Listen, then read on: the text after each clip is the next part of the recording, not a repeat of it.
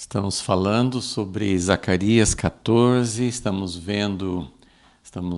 recebendo por esse capítulo e por outras passagens paralelas, estamos falando sobre o dia do Senhor que inclui coisas antes, durante e depois da vinda, do momento do aparecimento, da vinda de Jesus, que é o dia que nós mais esperamos, que nós queremos com todo o nosso coração.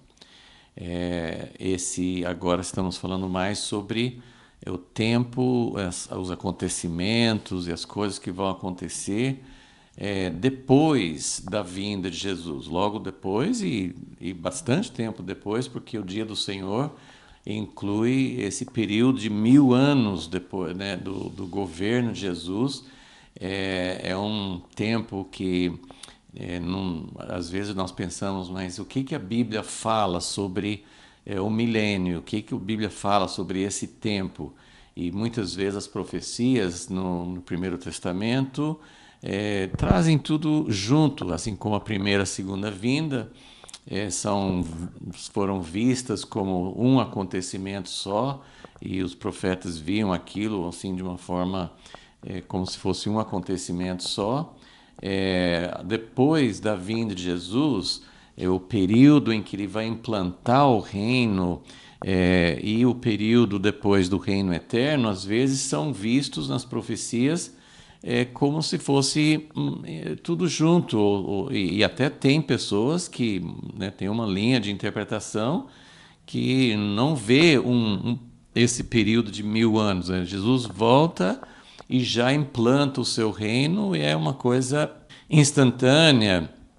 Algumas pessoas têm a ideia mais assim de que nós vamos ser levados embora da terra e vai ter uma nova terra, mas é como se fosse algo totalmente separado, diferente, uma nova terra que não tem nada a ver com essa terra que nós estamos agora. Então tem ideias diferentes, mas de fato tem muitas passagens que, quando a gente começa a prestar atenção nos Salmos, a gente talvez não pense do livro de Salmos como um livro de profecias, porque é um livro de orações, um livro de cânticos a Deus, louvor e oração e súplica.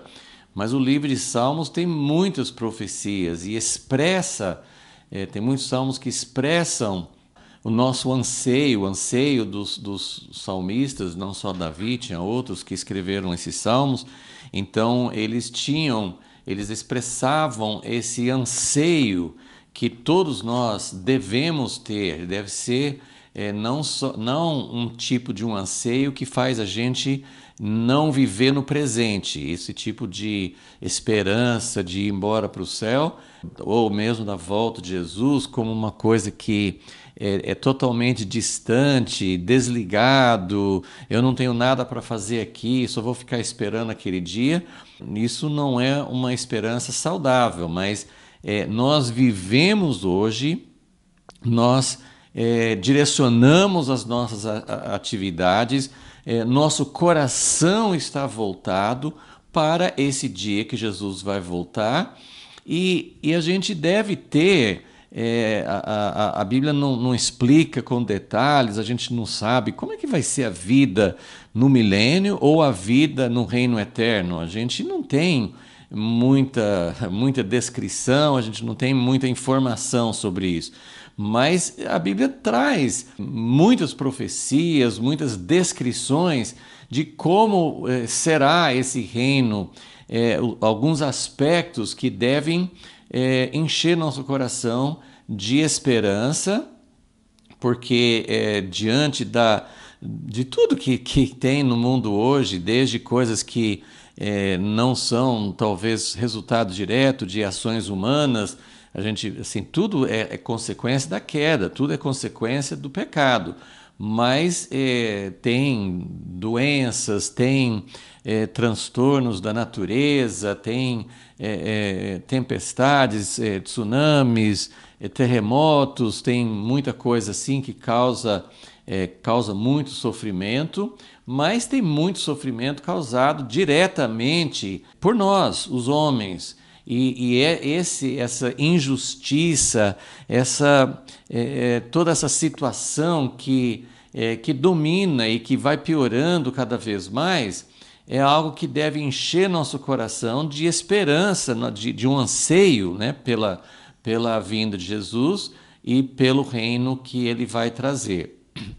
Então, queremos falar um pouco mais, né, desenvolvendo essa sequência em Zacarias 14, queremos entender um pouco melhor o que a Bíblia fala sobre isso, pelo menos algumas coisas que podemos extrair das Escrituras e que podem nos dar esperança para o futuro e um motivo para direcionar nossas atividades no presente, porque, repetindo, a esperança do reino de Deus, a esperança de um reino com justiça, deve direcionar, deve moldar nossas atividades no presente, porque nós devemos viver em função disso, devemos contribuir para isso e devemos também acertar a nossa vida à luz daquilo que Jesus vai fazer.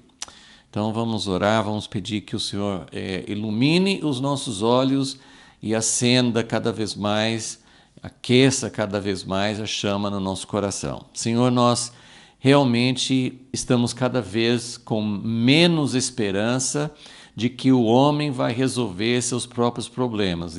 Essa esperança, às vezes por um governo melhor, às vezes por uma melhora de alguma condição, é claro que nós devemos lutar para isso, devemos contribuir para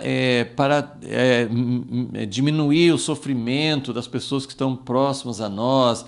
Devemos viver já a primeira parte, devemos já viver um sinal, uma amostra do teu reino, para que as pessoas possam também enxergar, para que as pessoas também possam desejar isso. Mas nossa esperança de que o mundo em si vai melhorar, até mesmo com nossa contribuição, de alguma forma, com a transformação da igreja, nós sabemos que a única coisa que vai realmente mudar o sistema, que vai mudar a forma como o mundo está vivendo, vai ser quando o Senhor voltar. Por isso, Senhor, mais uma vez, ajuda-nos nessas meditações, ajuda-nos nesse tempo a realmente enxergar, olhar o que o Senhor deixou escrito para nós, para que isso possa ser vivo, para que a Tua presença viva hoje possa transformar isso não numa letra, não numa esperança vaga, não numa coisa teórica, mas em algo que possa realmente afetar a nossa vida. Pedimos e agradecemos a Ti por isso, em nome de Jesus. Amém. Bom, então, no capítulo 14, nós vamos já ver outras passagens bíblicas para ter uma descrição maior. Deixa eu só lembrar essa outra folha que nós colocamos, quando nós colocamos aqui, né, que o dia do Senhor inclui acontecimentos que vão acontecer antes da vinda de Jesus, do dia, né? Os acontecimentos do dia, e nós estamos aqui nesse terceiro item falando sobre as coisas que vão acontecer depois da vinda de Jesus, envolvendo esse período de 1000 anos. Então, já vimos esses 4 primeiros itens, que vai ser um dia como nenhum outro, no sentido de Deus implantar, mudar coisas da natureza. Não sabemos em que ordem, não sabemos até que ponto que não vai ter mais o sol, a luz natural, enfim, muitas coisas aqui são detalhes, são aspectos que nós não sabemos como será, mas vai surgir um rio, do trono de Deus, da casa de Deus. O Senhor vai ser rei sobre toda a terra. E aí esse terceiro item, essa letra C, vai ser também tema hoje, né? De como o Senhor vai reinar. Temos falado, sim, sobre as características, sobre como será esse reino que Jesus vem implantar. E na aula passada falamos sobre Jerusalém, a cidade do grande rei, e a importância de ter realmente um lugar, como vai ser um reino visível, como vai ser um reino que vai se manifestar, vai se expressar, Deus vai reinar de fato sobre a terra. Então ele precisa de uma capital, não vai ser uma coisa espiritual, invisível, sem perceber, só aqueles que têm olhos para ver. Não, vai ser algo muito concreto e substancial. Mas nós estamos agora então nesse último item, e eu coloquei aqui porque nós estamos seguindo a sequência, estamos seguindo o plano geral de Zacarias 14. Mas eu usei uma expressão aqui na letra E, Jesus reinando com vara de ferro. Essa expressão não está nesse capítulo 14. Zacarias não usou essa expressão, mas eu já vou explicar porque que tem outros textos que falam e que fazem paralelo com isso. Então isso é só para a gente ver assim, a nossa sequência. Vamos ver aqui um pouco sobre o porquê essa expressão vara de ferro mostra que Jesus não vai voltar e simplesmente vencer conquistar, vencer os exércitos que estão reunidos contra Jerusalém. Assim, vai ter uma grande batalha e Jesus vai voltar, ele vai vencer, ele vai ser reconhecido como rei. Todos os reinos da terra passarão a pertencer a ele, mas mesmo assim, mesmo essa vitória que vai ser contundente, total, definitiva, mas não simplesmente assim, naquele dia, ou que sejam alguns dias, mas não vai ser uma coisa instantânea, que aí ele se assenta no trono e Jesus já implantou seu reino de justiça e paz e harmonia. Instantaneamente ele coloca sobre o mundo inteiro. Essa expressão que encontramos em outras passagens, que nós vamos ver daqui a pouco, essa expressão de que ele terá de governar com vara de ferro, significa que ele vai ter resistência, que o reino dele não vai ser automaticamente, num dia, já reconhecido. Eu estou dizendo assim a maneira como eu consigo enxergar. Pode ser que seja bem diferente do que eu estou tentando descrever, assim, a maneira como isso vai se manifestar. Eu não sei exatamente como isso vai acontecer, mas estou dizendo que a expressão de que ele governará com vara de ferro significa que o processo de implantar o reino de Deus não é um processo imediato, né? Jesus vai governar, vai colocar todos os inimigos debaixo dos seus pés, mas 1 Coríntios 15 dá a entender que isso é um processo que leva tempo, que ele vai voltar, e ele lá fala assim: importa que ele reine até que todos os inimigos sejam postos debaixo dos seus pés. Então tem uma vinda visível, definitiva, um dia literal, tem a volta de Jesus, tem a vitória que vai derrotar, que vai tirar todos esses exércitos e todos os reis da terra que se levantam contra o reino de Deus, contra a autoridade de Deus. Jesus vai ganhar uma vitória definitiva. Mas essa vitória é a inauguração. Essa é uma vitória em que ele vai poder estar ali em Jerusalém. Ele vai começar a implantar o seu reino, mas haverá um processo. Então, essa é a ideia que nós temos com essa expressão, ok? Então, primeiro vamos ler o texto em Zacarias 14, para entender nessa descrição que Zacarias faz, o que é que contribui para esse entendimento de que Jesus vai ter que governar com vara de ferro, que ele vai ter um processo de implantação.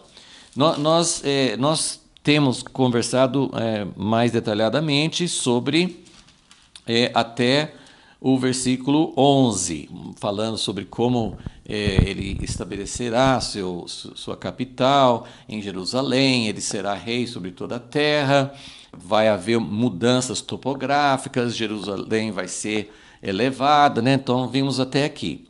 Os versículos 12, 13, 14 e 15, nós, assim, vem na sequência aqui, mas já comentamos sobre esses versículos, porque, na verdade, esses 4 versículos, né, 12, 13, 14 e 15, estão voltando àquela cena da guerra, porque ele fala assim, versículo 12, esta é a praga com que o Senhor ferirá a todos os povos que guerrearem contra Jerusalém. Então, isso está voltando, está fora da ordem cronológica, mas tem uma conexão aqui com o que vem a seguir.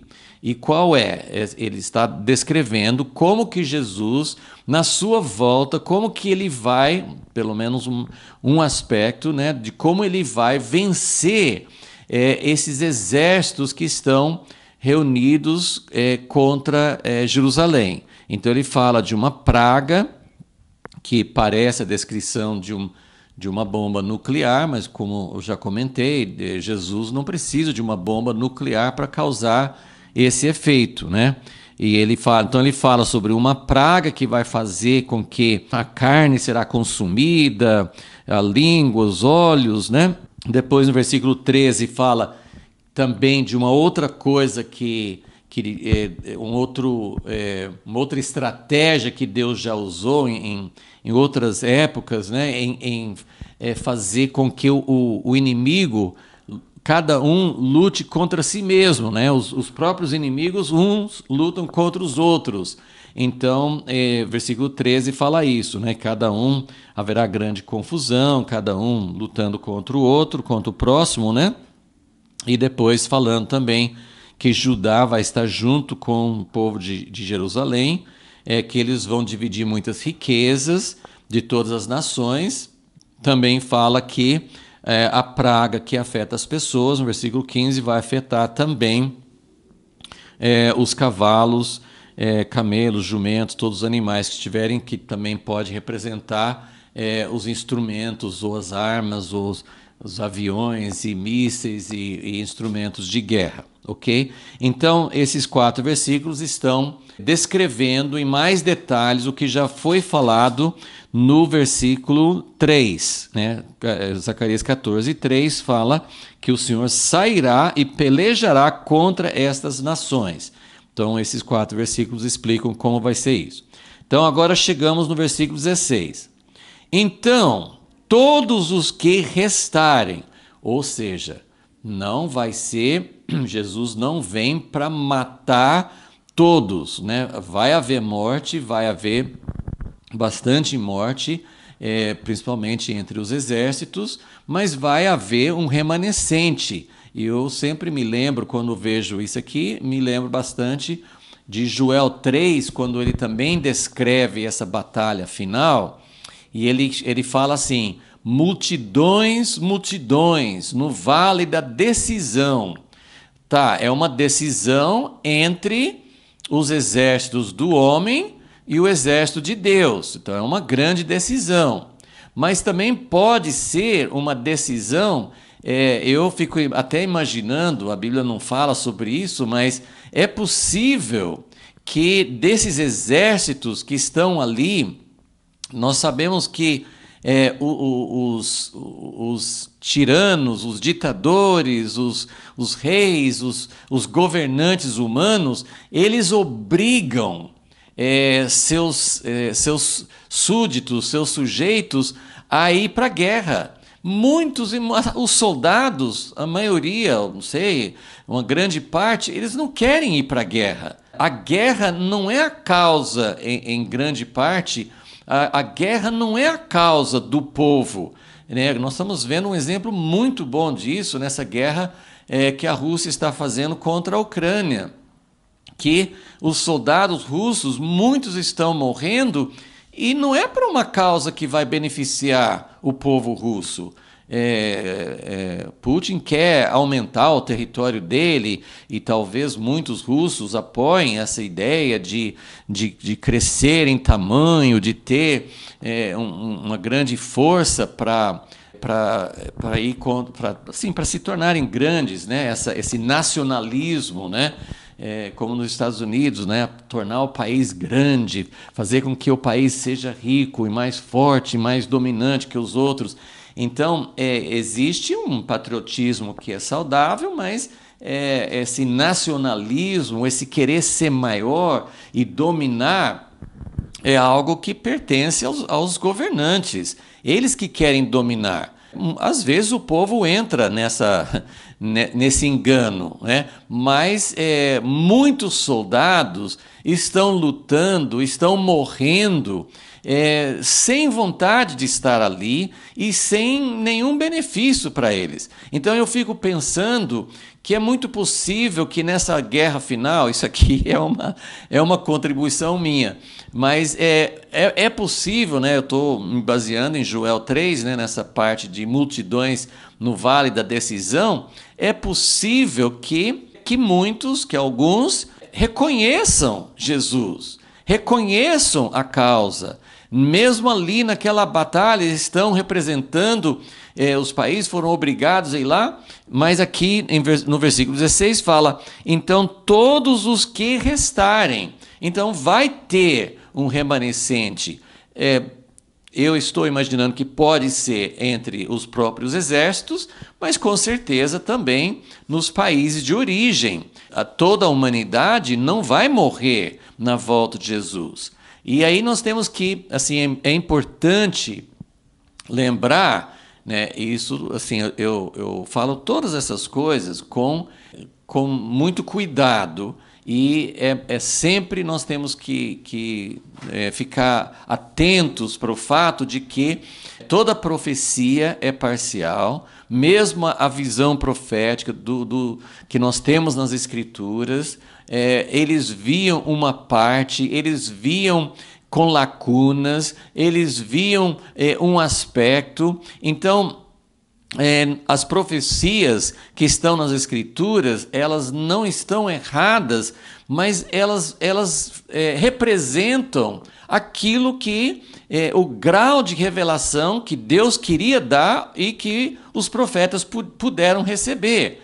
Então, a descrição de coisas futuras, nós temos que ter muito cuidado em como nós afirmamos. Então, tudo que eu estou falando aqui, tudo que tem a ver com o futuro, eu falo assim, como aquilo que eu enxergo, aquilo que eu vejo que está nas Escrituras, mas sabendo que eu posso, claro, em muitas coisas eu não estou vendo de uma forma completa, não tenho a revelação, completa, eu posso estar falando algo muito parcial, ou até não vai acontecer dessa forma. E todas as profecias nos mostram apenas aspectos importantes para que a nossa esperança possa crescer e ser fortalecida.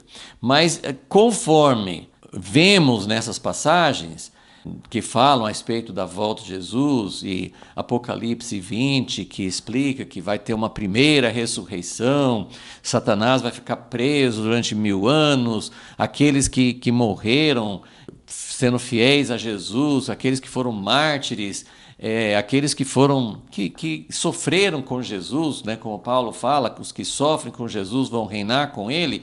Então, esse período que acontece depois da volta de Jesus é um período em que Jesus está implantando o reino.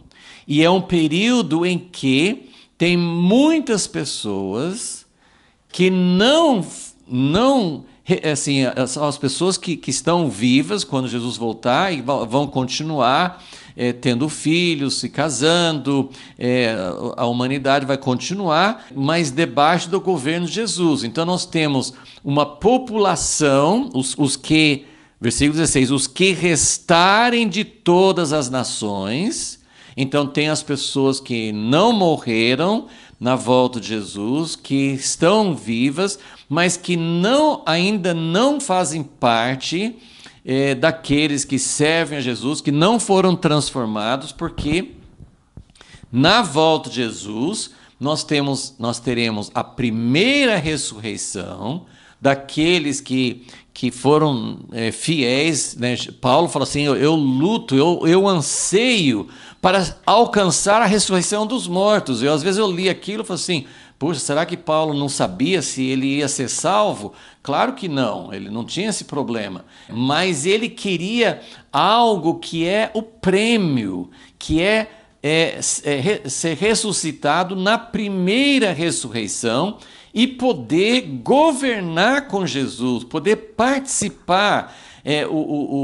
O especial não é que eu vou ser agora, né, porque eu fui fiel com Jesus, né? A Bíblia fala sobre isso, os que foram fiéis com os talentos, na parábola dos talentos, Jesus colocou sobre 5 cidades, sobre 10 cidades, mas a coisa especial é de participar com Jesus da restauração, de ver toda a criação sendo restaurada, renovada, participar desse processo criativo, restaurador, de estar junto com Ele. Esse é o prêmio, de estar perto dele, de ser amigo, de ser noiva, de ser parceiro dele nesse processo maravilhoso. Então, durante esse período, as pessoas que foram ressuscitadas ou as pessoas que estavam vivas e que também eram fiéis a Jesus durante todo o período da tribulação, como Deus vai escolher, como Deus vai separar.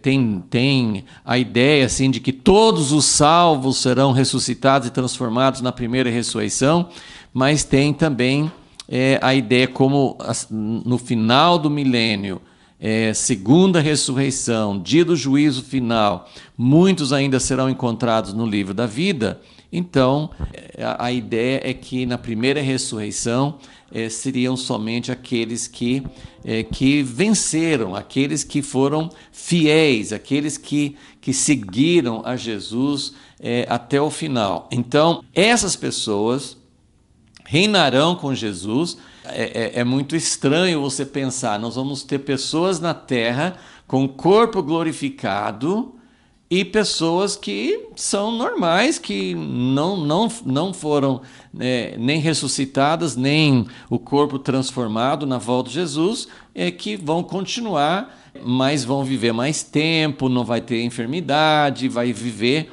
Então nós vamos ter essas duas classes de pessoas que já foram transformadas, e aí você pensa, mas como a pessoa que ressuscitou, que foi transformado quando Jesus voltou, vai ter um corpo brilhando, vai ter um corpo diferente? Não, Jesus ressuscitou dos mortos. Nós sabemos, ele abriu o caminho, ele foi o primeiro que passou por isso. Jesus morreu, foi sepultado, ressuscitou e andou com aqueles 2 discípulos no caminho de Emaús, e eles nem sabiam que era Jesus e nem acharam que ele era um ET, uma pessoa diferente, com um corpo diferente. Jesus apareceu no meio dos discípulos e comeu entre eles.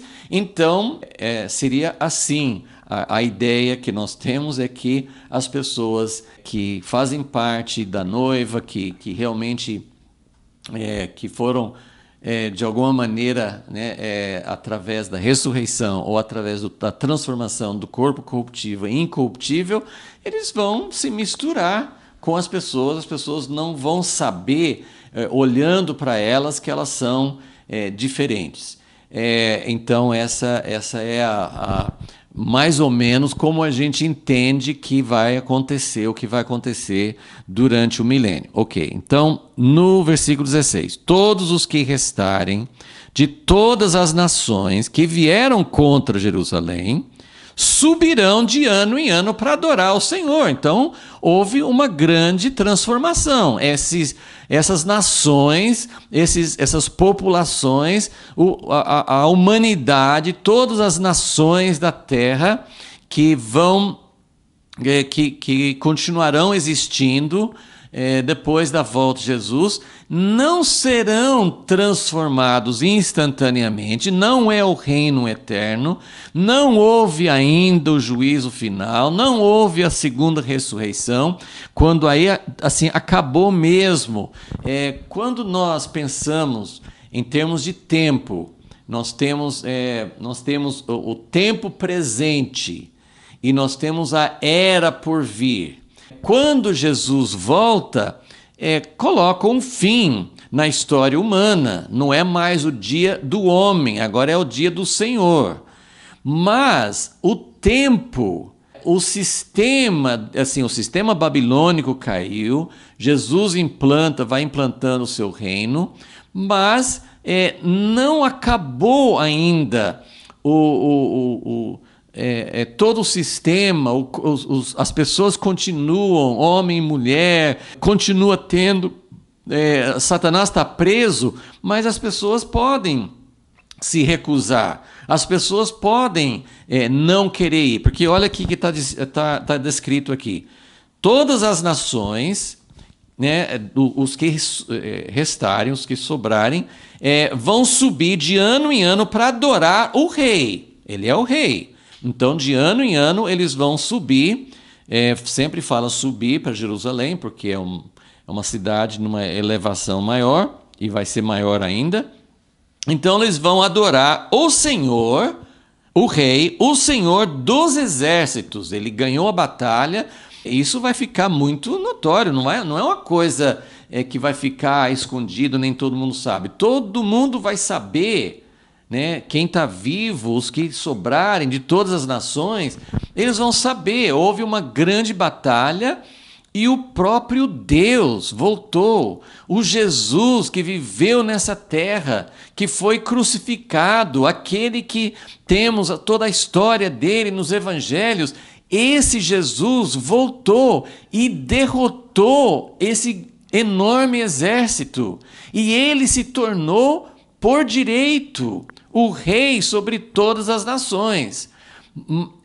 Então todos vão, né? A Bíblia fala, toda língua vai confessar, todo joelho vai se dobrar, todos vão confessar que ele é rei. Mas essa situação, embora seja assim, houve uma divisória na história do mundo. Houve um acontecimento, maior acontecimento de toda a história humana. O Deus que nos criou voltou para viver aqui na terra, para implantar o seu reino. Porém, essa vinda dele, essa marca divisória na história, ela ainda não é o final. O final é no dia do juízo final, é no final do milênio, aí sim fecha completamente. Então precisamos entender que o milênio é um período, é o dia do Senhor, é Jesus implantando o seu reino dentro ainda de uma humanidade que não foi totalmente redimida, assim, na prática, assim, não acabou a morte. A morte só termina no final do milênio. Enfim, esse período de 1000 anos é Jesus reinando no mundo que ainda tem pessoas pecadoras, ainda tem pessoas que não foram transformadas e que não foi definido ainda o seu destino e não acabou o tempo dessa era completamente. Então, essas pessoas vão subir de ano em ano para adorar o Rei, o Senhor dos Exércitos, e celebrar a festa dos tabernáculos. Eu vou falar sobre a festa dos tabernáculos numa próxima aula, mas é muito interessante que vai haver uma grande celebração para o povo de Israel. Tinha 3 celebrações no ano.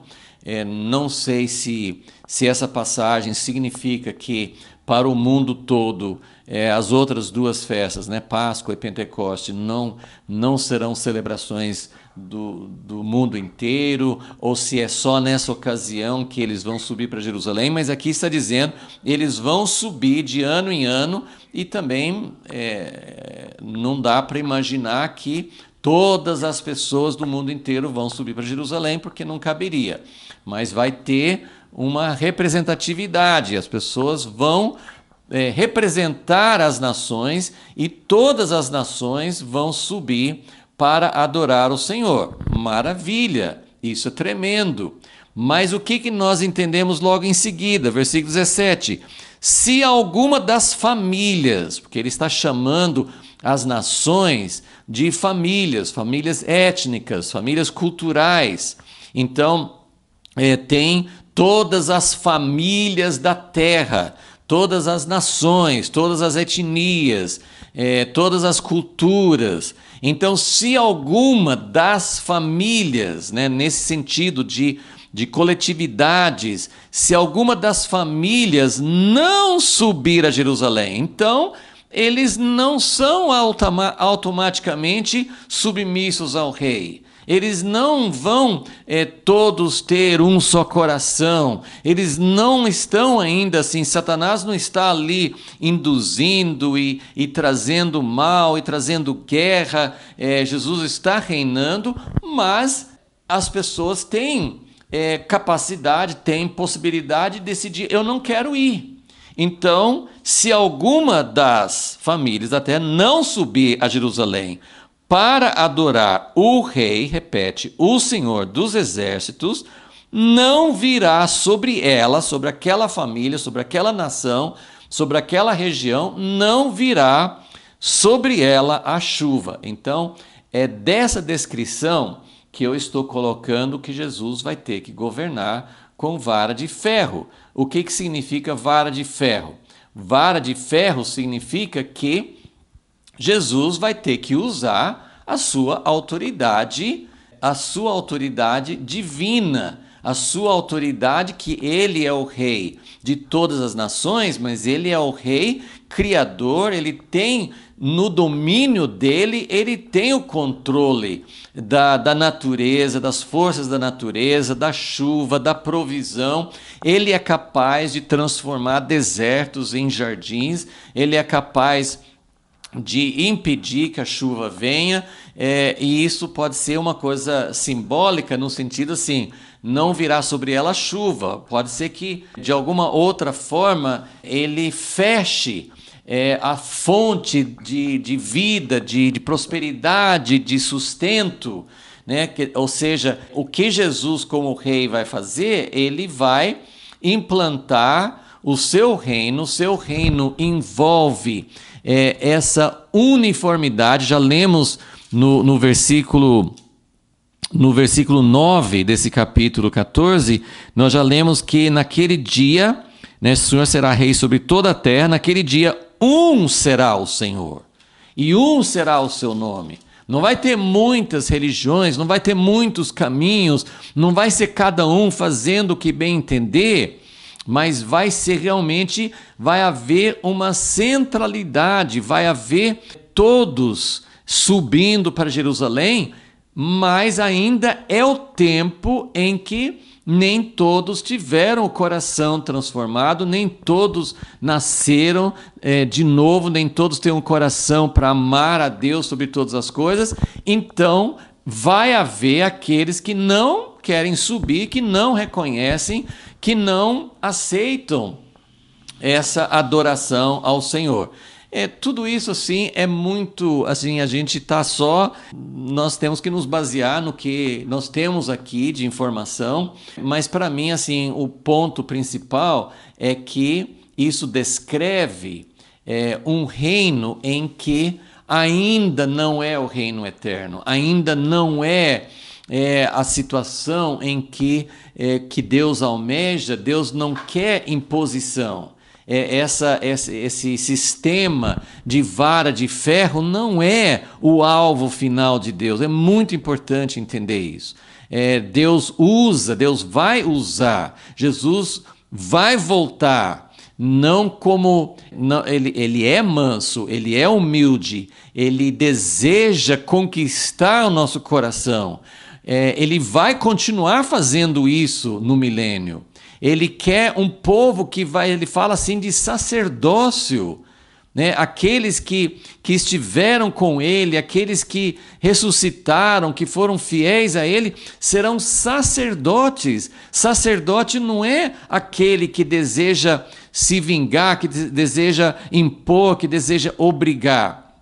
Porém, o governo de Jesus no milênio é um governo em que ele não vai deixar o mundo à vontade, ele não vai deixar a iniquidade prosperar mais. É um período de transição, é um período de preparação final para o reino eterno. E ele vai governar de tal forma que as coisas vão funcionar, né? Assim como a gente às vezes vai para algum país mais desenvolvido, né, que a gente chama de primeiro mundo, e tudo funciona, os transportes, a saúde, as coisas, as escolas, tudo funciona. Agora imagine o reino de Deus em que todas as coisas funcionam. E funciona essa ordem de Deus em que a lei dele, os princípios dele serão obedecidos, ainda por meio de obrigação em alguns casos, né? Quando for necessário, ele vai usar a vara de ferro, ok? Então, e aí ele reforça isso. Zacarias, ele reforça, versículo 17, ele vai repetir mais 2 versículos aqui. Versículo 18, ele falou sobre todas as famílias da terra. Eu não sei exatamente porquê, mas aí ele isola o país do Egito. O Egito era... tem toda aquela história, né, de onde eles foram escravizados. O Egito era um inimigo durante grande parte da história da nação de Israel. Então ele fala especificamente do Egito. No versículo 18, se a família dos egípcios não subir, nem vier, cairá sobre eles a praga com que o Senhor ferirá as nações que não subirem a celebrar a festa dos tabernáculos. Este será o castigo, versículo 19, dos egípcios e o castigo de todas as nações que não subirem a celebrar a festa dos tabernáculos. Então, nesses 4 versículos, né, 16 e 19, ele repete várias vezes: é o rei, o Senhor dos exércitos. É a festa dos tabernáculos. Ele fala 3 vezes a respeito, ele cita, né, mas sempre no mesmo tipo de contexto, de que esta é a festa que vai ser o ponto de união de toda a adoração do mundo inteiro, vai ser a festa dos tabernáculos. E ele enfatiza que vai haver um castigo sobre aqueles que não subirem, ok? Então nós temos todas essa ênfase, e é daqui, dessa descrição, que eu tiro a conclusão de que Zacarias está, não usando o termo, mas ele está falando sobre Jesus governar com vara de ferro. Então agora nós vamos ler alguns textos que falam sobre a vara de ferro, né, em outras passagens bíblicas, e depois nós queremos falar sobre que tipo de governo. Assim, nós já temos falado sobre o rio que vai sarar as nações, mas tem várias coisas que Jesus vai fazer como esse rei que governa com vara de ferro. E quando a gente pensa Quando eu penso sobre a volta de Jesus, eu particularmente, eu não gosto de pensar sobre a grande guerra. Não é a grande guerra que me faz desejar ver o dia do Senhor. Tem pessoas que tem, parece que tem sede de sangue, e eu não estou me isentando disso. Se eu assistir um filme ou ouvir uma história, a história, vamos dizer, da Segunda Guerra Mundial, mesmo agora, essa guerra injusta na Ucrânia, a gente tem uma reação, a gente quer que a justiça seja feita. Como que um homem ou um grupo de homens, mas muitas vezes é um homem. Como é que Hitler comandou com ódio e ele infundiu tantas pessoas, ele conseguiu infundir o povo alemão de um ódio terrível, incitando, por causa deles terem sofrido depois da Primeira Guerra Mundial, e colocar a culpa nos judeus, etc., e querer conquistar, querer ser o maioral de da Europa e do mundo inteiro. Como é que ele sozinho consegue causar a morte de milhões e milhões de pessoas, mudar a história do mundo? E isso acontece nas guerras, né? E acontece em escalas menores, quando você vê o que os cartéis de drogas fazem com as pessoas, quantos inocentes, quantos adolescentes, quantas famílias passam por sofrimento terrível, morrem por causa da injustiça. Então, por menos que você, que outras pessoas queiram ver sangue, queiram ver morte, como seria bom se Jesus pudesse voltar e transformar todos os maus em bons? Como que seria maravilhoso, mas nem Deus faz isso. Ele não transforma a pessoa má numa pessoa boa por um estalar de dedos. Então, Jesus, para colocar o seu reino de justiça, é necessário.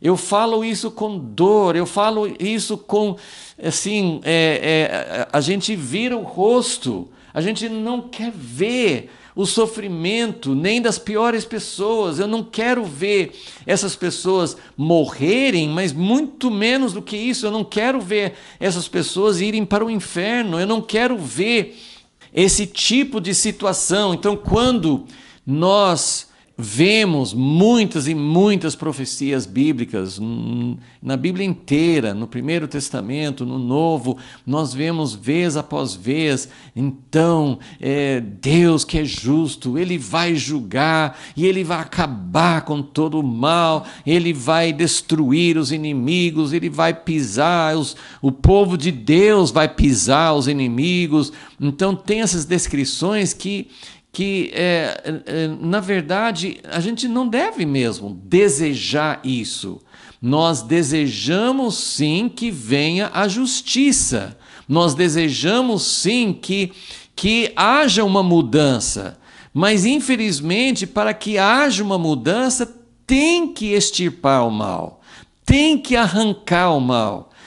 Não pode ser, a história humana já provou isso muitas vezes, que não adianta ter uma revolução. Já houve revoluções, Revolução Francesa, Revolução Comunista em vários países, já houve revoluções em que o povo pobre, o povo injustiçado, o povo que sofria, eles falavam chega. E eles lutavam e tiravam aquele governo opressor.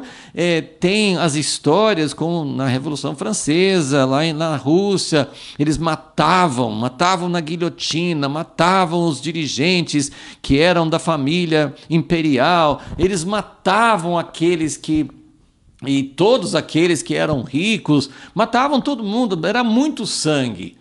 E isso trouxe justiça? Não, isso trouxe mais um outro governo de opressão, né? Aqueles que eram pobres se tornam fortes e poderosos e passam a ser tão cruéis quanto os outros eram, né?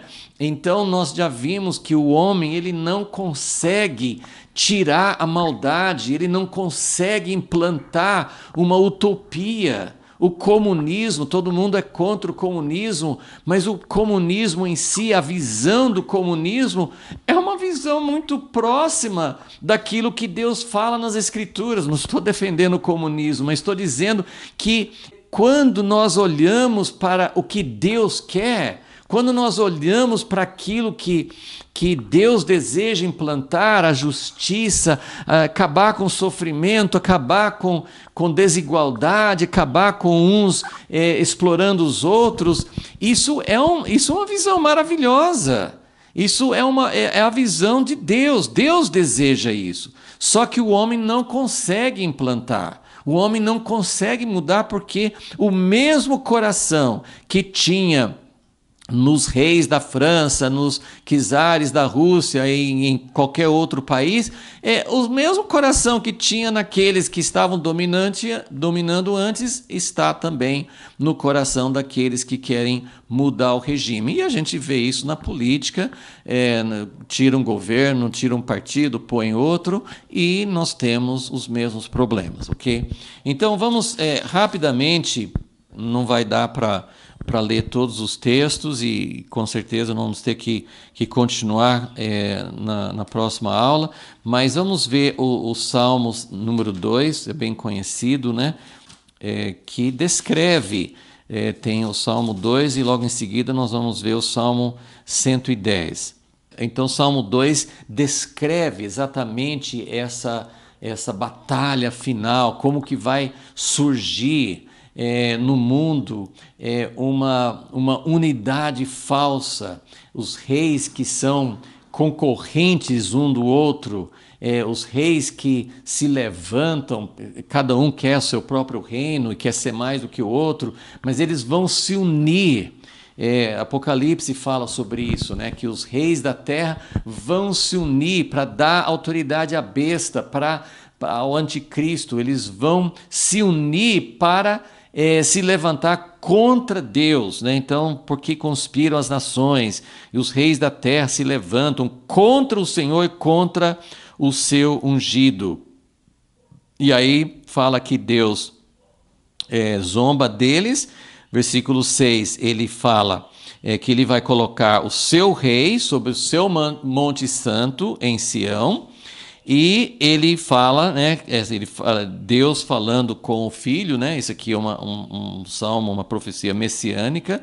Ele fala: proclamarei o decreto do Senhor, tu és meu filho, eu hoje te gerei, pede-me e eu te darei as nações por herança.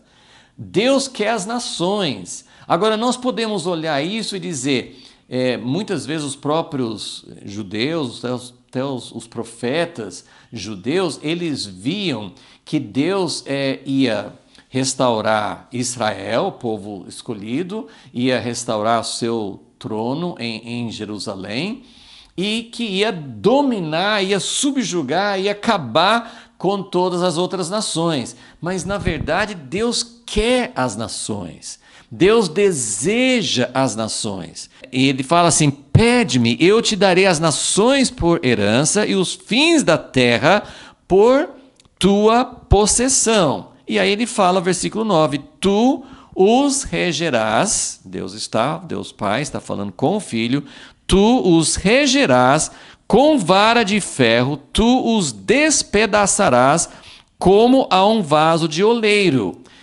Nós podemos ler isso também com muito temor, eu quero colocar, e não devemos enxergar, porque tem muitas outras passagens que mostram que Deus deseja atrair as nações. O que ele vai fazer com vara de ferro, o que ele vai fazer para despedaçar as nações, ele não tem desejo de esmagar, de matar, ele estaria sendo semelhante aos reis, né, aos grandes imperadores, Napoleão, a Césares de Roma, que queriam conquistar quantos imperadores, Grécia, Pérsia, Roma, os muçulmanos, os países ocidentais, durante toda a história, na verdade são histórias de reis que queriam despedaçar as nações. Mas o que Deus deseja, o governo com vara de ferro, é um governo que vai implantar, sim, vai implantar o governo de Deus, que é um governo de justiça, e ele vai usar a sua autoridade para implantar o seu reino, porque ele não vai permitir que Satanás governe mais, ele não vai permitir que o homem continue oprimindo, então ele vai usar a sua autoridade, e o que ele vai despedaçar, na verdade, é essa altivez, é essa soberba, é essa exaltação contra Deus. Ele vai fazer ruir todas as fortalezas, todas as tentativa humana, toda a Torre de Babel. Ele vai destruir isso, porque ele deseja realmente implantar o seu reino. Então ele fala, versículo 10, portanto, ó reis, sede prudentes, deixai-vos instruir, juízes da terra, servi ao Senhor com temor e alegrai-vos com tremor. Beijai o filho, para que não se ire, e pereçais no vosso caminho. Então ele está falando, tomem cuidado, porque o rei vem, ele vai ser implacável contra a injustiça, contra tudo que se levanta contra Deus. Não vai ser mais o tempo em que ele vai esperar com paciência, que ele vai permitir que o homem siga seu próprio caminho. Vamos ver Salmo 110 também, que é um salmo pequeno e bem conhecido, né? Muito citado no Novo Testamento. Salmo 110 diz o seguinte, vamos ler esse salmo, que são só 7 versículos. Disse o Senhor ao meu Senhor. É muito interessante ver como que eles, aqui Davi, como é que ele entendia, ele não entendia a trindade, ele não entendia a divindade como pai e filho, mas ele fala, disse o Senhor ao meu Senhor. E Salmo 2 falou, né, do Senhor falando com o filho. Então disse o Senhor ao meu Senhor, assenta-te à minha mão direita, até que ponha os teus inimigos por estrado dos teus pés. Então ele está falando, né, o Novo Testamento cita esse versículo, mostrando que Jesus, depois de ter vencido a morte, ter passado pela morte, conquistado todo o mal, então ele ressuscitou e foi se assentar à destra de Deus, e Deus está falando, espere que eu vou colocar os teus inimigos como estrado debaixo dos teus pés. Mas ele não fica muito claro aqui, mas vemos, né, 1 Coríntios 15 fala que Jesus foi as primícias, mas ele vai voltar para reinar e para terminar essa obra, porque nós, como igreja, estamos nesse processo de ver Deus colocando os inimigos debaixo dos pés de Jesus, mas o próprio Jesus virá e se assentará no trono e vai ter o final desse processo até que todos os inimigos sejam colocados debaixo de seus pés. Versículo 2. O Senhor enviará de Sião o cetro da tua fortaleza. O que é o cetro da fortaleza? É a vara de ferro. É um cetro que significa que a vontade de Deus será feita. Não vai ser mais como agora, que Deus governa, Deus é soberano, ele pode interferir, mas pela própria decisão de Deus, ele resolveu deixar nas mãos dos homens até que chegue o dia do acerto. No milênio, o Senhor enviará de Sião o cetro da tua fortaleza. Dominarás no meio dos teus inimigos. Então, essa é a chave do milênio. O que está acontecendo no milênio? Como eu disse, ainda não estão todos os inimigos debaixo dos pés de Jesus. Ele já garantiu essa vitória, já comprou essa vitória, mas essa vitória terá que ser implementada, ela terá que ser realizada. E como é que a gente vai saber quando todos os inimigos, que momento que todos os inimigos estarão debaixo dos pés de Jesus? A Bíblia é muito clara. Apocalipse, em 1 Coríntios, fala assim que o último inimigo, o que determina, o que simboliza, que vai ser o sinal de que agora sim todos é a morte. Quando a morte acabar, aí sim todos os inimigos estarão debaixo dos pés de Jesus. E aí vem o reino eterno. Então, uma chave muito interessante, como eu tenho enfatizado, as profecias bíblicas, elas não têm uma marca, não tem uma descrição clara, delineada assim de até onde vai o milênio e aonde que começa o reino eterno. No livro de Apocalipse fica mais claro isso, mas nas outras profecias geralmente não fica muito claro. Mas na verdade, praticamente todas as profecias do Primeiro Testamento, livro de Salmos, livros dos profetas, coisas que a gente sempre vê, às vezes assim, como eu falei, a gente lê um salmo e às vezes nem percebe, porque ele fala, o Senhor reina, o Senhor quer reinar sobre todas as nações. Tem muitas passagens nos salmos que você pode começar a prestar atenção. Quando você lê os salmos, e quando fala que o Senhor vai reinar, o Senhor reina agora, mas sabemos que muita coisa é feita fora da vontade de Deus, Deus está permitindo ainda. Mas quando fala, o Senhor vai reinar no meio das nações, quando descreve algo que mostra que ainda não é aquele reino perfeito, que não tem nenhum elemento do mal, todo o mal foi extirpado, só tem paz, só tem vida, só tem os princípios de Deus, esse é o reino eterno. Mas toda descrição do reino, toda descrição que fala a respeito de Jesus, de Deus governar e trazer justiça no meio da injustiça, sempre quando fala isso, está falando do milênio, porque quando é que Jesus vai governar, mas ainda defendendo pobres?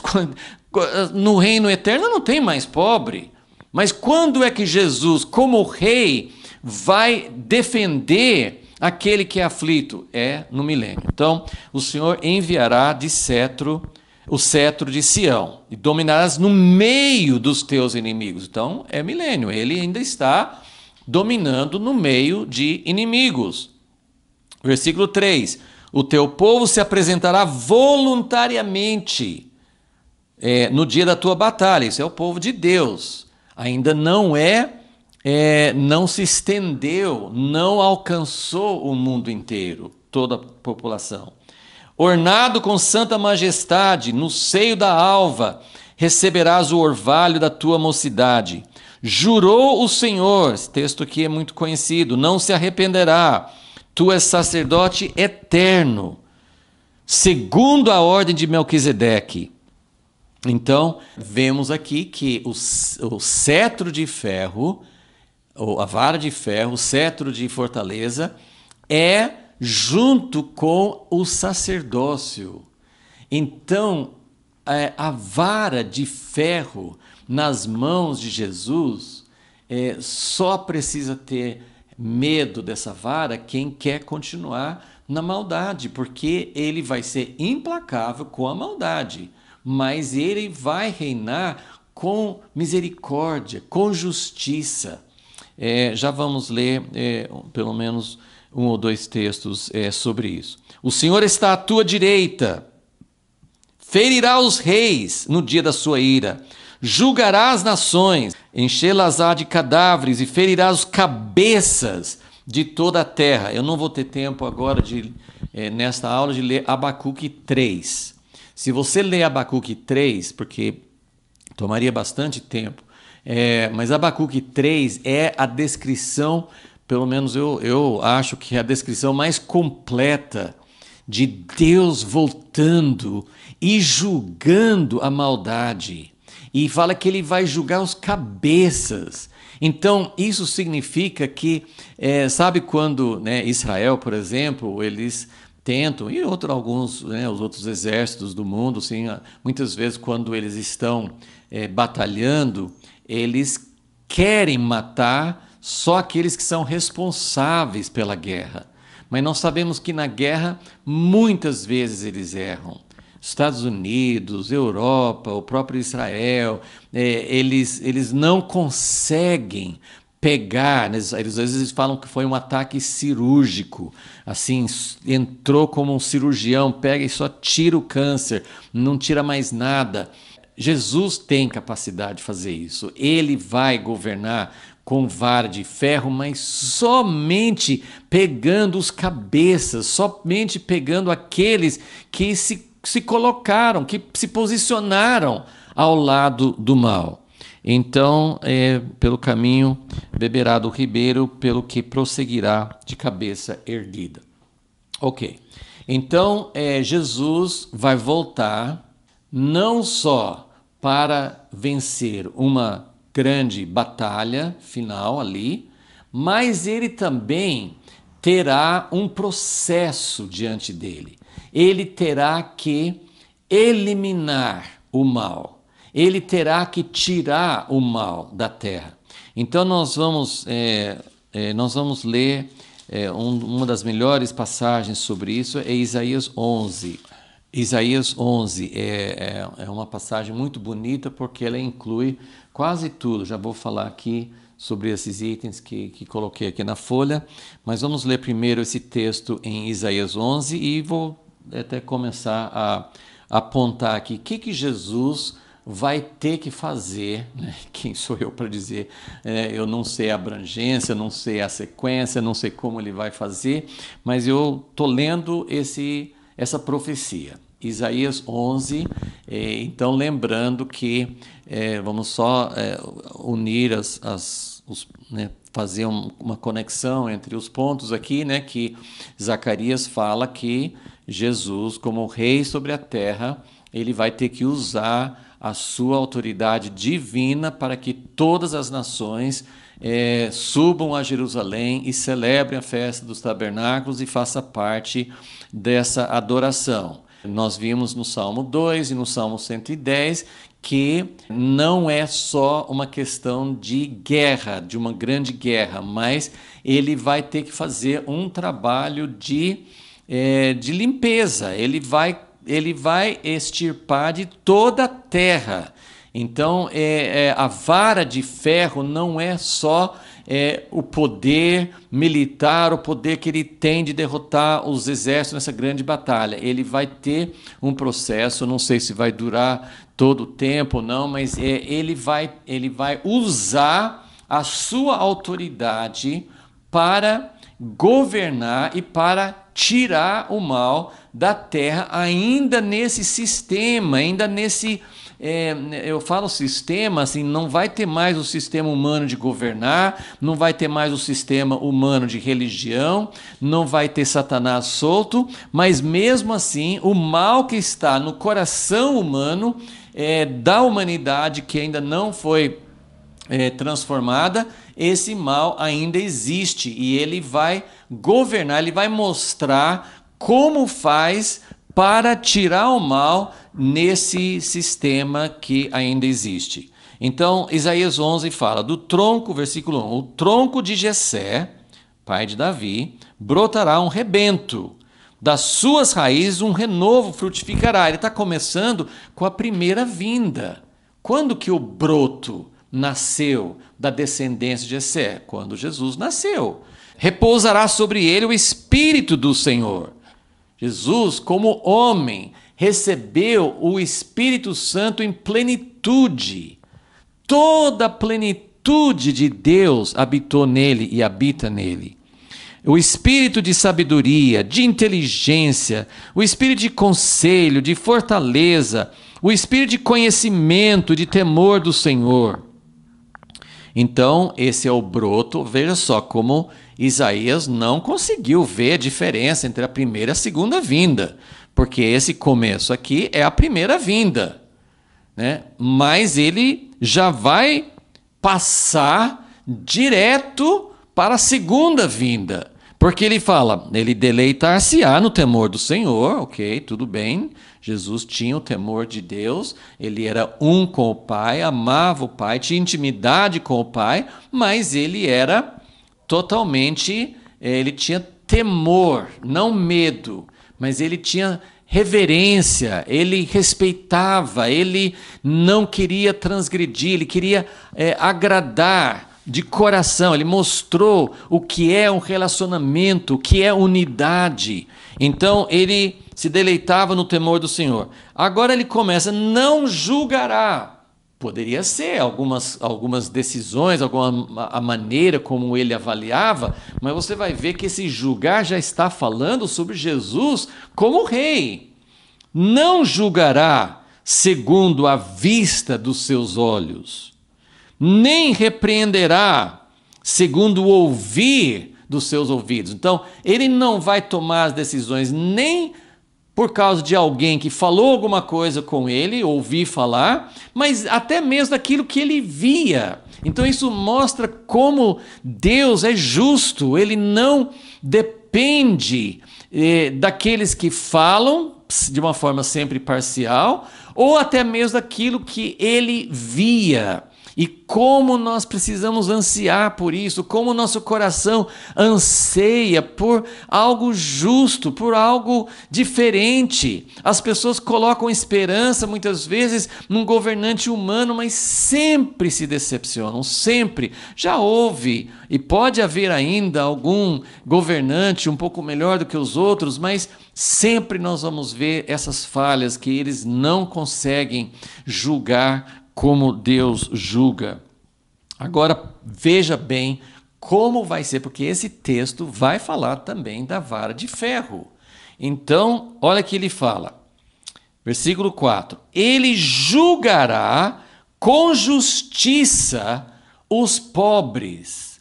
Então, nós precisamos colocar no nosso coração que o reino de Deus, Jesus falou isso, os profetas falaram isso, Jesus vem para estabelecer um governo com vara de ferro, porque ainda vai ter a tendência de fazer o mal. E quem é que Jesus, no governo perfeito, vai defender? Ele não vai defender poderosos, ele não vai defender grandes interesses. Isso vai continuar. O mundo ainda vai existir. Vai ter que ter dinheiro, comércio, a vida vai continuar quando Jesus voltar. Mas ele vai estabelecer um governo com justiça. E a primeira coisa que fala, e eu, infelizmente, talvez a gente continue nessa linha na próxima aula, mas Salmo 72, que fala do rei perfeito, guarde isso, Salmo 72, o rei perfeito. A coisa que mais enfatiza naquele salmo, e a gente poderia fazer uma lista enorme, o que é que Deus espera de um governo? Tá certo que o governo humano nunca vai chegar onde o governo Jesus chega, mas isso não significa que nós não devamos apoiar e querer e buscar um governo que faça pelo menos algo semelhante a isso. Ele vai julgar com justiça os pobres. A função de um governo aos olhos de Deus não é ajudar quem já é forte, quem sabe se ajudar, né? Quem já é forte não precisa de ajuda. A função, a importância do governo não é julgar interesse próprio, por ali a gente já derruba quase todos os governos humanos, não é para julgar em interesse próprio, e não é para julgar em favor daqueles que já têm muita força, que já têm capacidade, que querem se defender mais. Só um parênteses aqui, eu eu me convenço cada vez mais que nem eu, nem você, nem as pessoas que têm o nome de cristão, nem aqueles que defendem isso, aquilo, nós não temos, nós perdemos o conceito do que é justo. A justiça, na boca da maioria, quase totalidade, é sempre a justiça, aquilo que defende a minha causa, a minha classe. São lobbies, são interesses. A justiça é para todos. A justiça não é o que vai favorecer pessoas como eu, a minha classe, o meu grupo, aquilo que é bom para mim. A justiça é principalmente para aqueles que não estão recebendo a justiça, que são os aflitos. Ele vai julgar com justiça os pobres e vai defender com imparcialidade os mansos ou humildes da terra. Então, ele vai ser imparcial, até mesmo em relação aos pobres, aos mansos, aos humildes. A própria lei de Moisés fala assim, não é para defender o pobre se ele está errado, não é para fazer algo porque é pobre ele sempre está com razão, não, ele vai defender com imparcialidade os pobres, os humildes. E aí diz, para fazer isso, então aqui a gente tem um contexto mais completo, por que Jesus vai voltar e governar com vara de ferro? Porque ele ainda estará governando uma humanidade caída e uma humanidade que não defende os pobres, os necessitados. Então, por que a vara de ferro? Porque ele não pode deixar à vontade, ele não pode, assim, muitas vezes assim, as ideologias políticas deixa tudo solto, deixa livre, o governo não deve interferir. O governo de Jesus vai interferir muito, porque o governo de Jesus, o que ele vai fazer? Ele vai ferir a terra com a vara da sua boca e com o sopro dos seus lábios matará o ímpio. Então, isso pode se referir ao momento da sua vinda, quando ele vai matar aqueles que estão lutando contra o povo de Israel, o povo, né, o seu povo, mas isso vai ser uma coisa contínua. Ele vai ser implacável contra no seu combate ao mal. Ele vai defender, ele vai implantar a justiça, mesmo num momento da transição que ainda a humanidade toda não foi redimida. Versículo 5. A justiça será o cinto dos seus lombos. Justiça. Justiça é aquilo que é certo, aquilo que é correto, não favorecendo ninguém, não sendo parcial, não sendo 90% certo, mas misturando 10% com algum interesse, com algum desvio. Não, a justiça será o cinto dos seus lombos e a verdade o cinto dos seus rins. Verdade, algo que é verdadeiro, isso inclui falar a verdade, isso inclui saber o que realmente é verdade, e significa verdade na Bíblia. Essas palavras sempre têm uma relação com fidelidade, ser fiel àquilo que promete, se dá uma palavra, vai manter. E aí tem essa descrição maravilhosa que é a restauração, quando ele coloca justiça na terra, a natureza, a criação é restaurada. Morará o lobo com o cordeiro, o leopardo com o cabrito se deitará. O bezerro, o filho de leão, o animal cevado viverão juntos, e um menino pequeno os guiará. A vaca e a ursa pastarão juntas, seus filhos juntos se deitarão, o leão comerá palha como o boi, brincará a criança de peito sobre a toca da áspide, da cobra, né? E o já desmamado meterá a mão na cova de outra serpente, basilisco. Não se fará mal, nem dano algum em todo o monte da minha santidade. Pois a terra, então ele vai ter um monte, vai ter uma capital, vai ter uma sede, mas ele vai estender isso para toda a terra, pois a terra se encherá do conhecimento do Senhor, como as águas cobrem o mar. Então veja só rapidamente aqui, por que vara de ferro? Porque ele vai eliminar o mal da terra. Ele vai eliminar a guerra. Isso não está nas passagens que lemos aqui, mas está naquela de Isaías 2 e de Miqueias 4, que ele fala que isso não vai ser totalmente espontâneo. As nações vão transformar todas as armas de guerra, porque Jesus vai dar a ordem. Ele vai eliminar a guerra, ele vai acabar com todos os instrumentos. Tem várias passagens que falam que ele vai acabar com todos os carros de guerra, com todas as armas. Ele vai eliminar a guerra. Ele vai defender. Próxima aula a gente pode talvez começar com o Salmo 72, porque ele elabora bastante nessa do rei que defende o pobre, humilde e o aflito. A centralidade e a adoração, é isso que é da festa dos tabernáculos, todos adorarão. Isaías 2 também fala sobre isso, Miqueias 4, né? E a restauração e a harmonia da criação que acabamos de ler aqui em Isaías 11. Então, é maravilhoso, precisamos realmente colocar nossa esperança nisso, mas podemos desde já, o princípio do reino de Deus é que nós começamos a viver o reino de Deus agora.